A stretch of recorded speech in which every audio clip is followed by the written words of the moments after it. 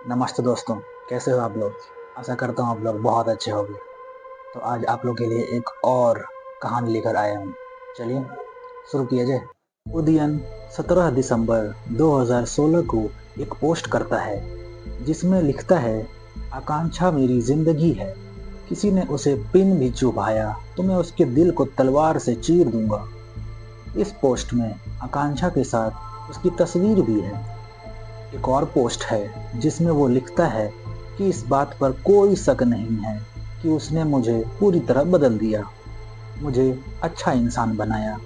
मैं सिर्फ एक नियम फॉलो करता हूँ। आकांक्षा के दोस्त मेरे दोस्त हैं, उसके दुश्मन। और उदयन के इन पोस्ट से कोई अंदाजा भी नहीं लगा सकता कि वो जिसे अपनी जान बता रहा है वो उसकी जान ले सकता है। हाँ, ये सच है कि उदयन ने आकांक्षा को हमसफर तो बनाया था, मगर उससे कभी मोहब्बत नहीं की, क्योंकि जिसके जहन में हवस हो उसके किरदार में कभी इश्क हो ही नहीं सकता। सिर्फ फिरे आशिक ने अपनी प्रेमिका का मर्डर करने के बाद उसकी लाश को अपने बेडरूम में दफन कर दिया था। कातिल की कहानी आपके रोंगटे खड़े कर देगी दोस्तों। तो चलिए शुरू किया जाए। उदयन कितना बेरहम था, इसका अंदाजा इस बात से लगाया जा सकता है कि उसने अपने सबसे करीबी 3 लोगों की हत्या की। माँ बाप की इकलौती औलाद उनकी मौत की वजह बनी। वहीं जिस गर्लफ्रेंड को वो बीवी बनाने का दावा करता था, उसने उसे भी नहीं बख्शा। ये साल है दोस्तों 2007 की। पश्चिम बंगाल के बांकुरा की रहने वाली आकांक्षा उर्फ श्वेता बेहद खूबसूरत थी। वो बहुत मिलनसार लड़की थी। उसी साल यानी 2007 में उसकी मुलाकात सोशल मीडिया के जरिए उदयन नाम के लड़के से हुई। दोनों की दोस्ती कब प्यार में बदल गई पता ही नहीं चला। सोशल मीडिया से शुरू हुआ ये रिश्ता मुलाकातों और लंबी बातचीत में बदल गया।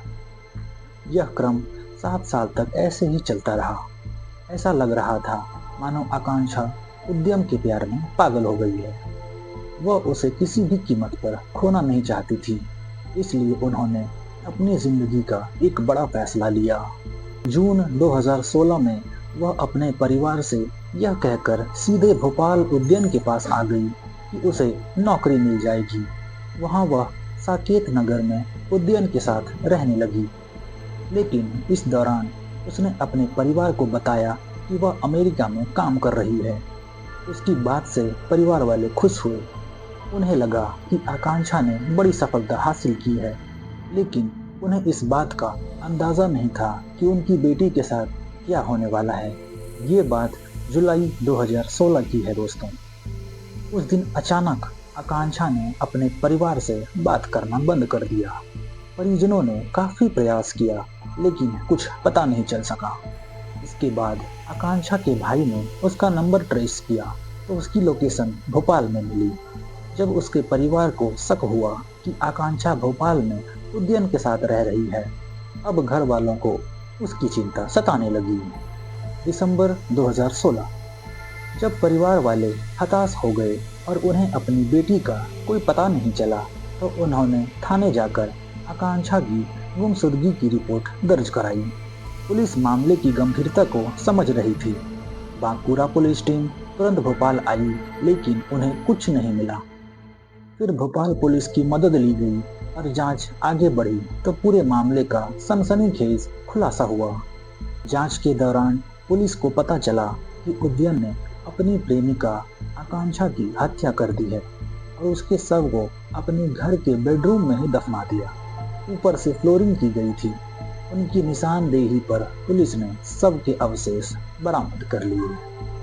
इसी जांच में पता चला कि उदयन न सिर्फ अपनी प्रेमिका का हत्यारा है, बल्कि उसने 2010 में अपने माता पिता की भी बेरहमी से हत्या कर दी थी और उनके शव घर के बगीचे में दफना दिए थे।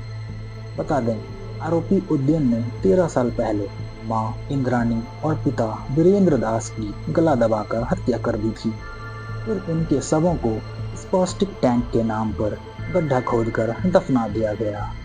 शुरुआत में पुलिस को लगा कि यह मामला आकांक्षा की हत्या तक ही सीमित है, लेकिन जब उनसे उनके माता पिता के बारे में पूछा गया तो वो ठीक से जवाब नहीं दे पाए। ऐसे में पुलिस को शक हुआ और फिर पूछताछ में उसने जो खुलासा किया उसने सभी को चौंका दिया। उन्होंने बताया कि मां इंद्राणी और पिता वीके दास की 2010 में हत्या कर दी गई थी और उनके शवों को रायपुर स्थित उनके घर के बगीचे में दफना दिया गया था। पहले उसने पुलिस से झूठ बोला था कि मां अमेरिका में रहती थी, जबकि पिता की बीमारी से मौत हो गई थी, जबकि उसने पहले मां और फिर पिता की हत्या कर दी थी। इतना ही नहीं, उनकी मौत के बाद वह फर्जी दस्तावेजों के जरिए 7 साल तक अपनी मां के नाम पर पेंशन लेता रहा। फिर बाद में उन्होंने मकान बेच दिया और भोपाल में रहने लगे। साल 2020 में दोबारा उम्र कैद की सजा दी गई। बंगाल के बांकुरा की फास्ट ट्रैक कोर्ट ने 2020 में उसे आजीवन कारावास की सजा सुनाई थी। इसके बाद रायपुर जिला न्यायालय ने अपने माता पिता की हत्या कर शव को बगीचे में दफनाने के मामले में उसे आजीवन कारावास की सजा सुनाई है। उदयन दास अब पश्चिम बंगाल की एक जेल में आजीवन कारावास की सजा काट रहा है। कैसी लगी दोस्तों ये कहानी आप लोगों को? आशा करता हूँ आपको अच्छी लगी हो। अगर अच्छी लगी हो तो प्लीज़ अपने दोस्तों के साथ शेयर करें, हमारे चैनल को सब्सक्राइब करें। ऐसे ही अपना प्यार बनाए रखें। जय हिंद दोस्तों।